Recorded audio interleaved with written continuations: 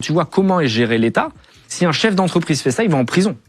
C'est-à-dire que l'État, c'est quand même la seule entreprise, parce que pour moi, c'est une entreprise à partir C'est une entreprise. Il y a des budgets, il y a des rentrées, des sorties. L'État, c'est une entreprise, tu as un cash flow, tu sais que tu vas dépenser 600 millions par an, c'est à peu près ce que dépense la France, mais tu rentres que 500 millions d'euros de chiffre d'affaires, si on fait simple. Donc, tu es en déficit chaque année de 100 milliards, en sachant que tu as déjà une dette... parce que tu as dit... En milliards, oui, en milliards, j'ai dit millions. Non, 600 milliards, pardon.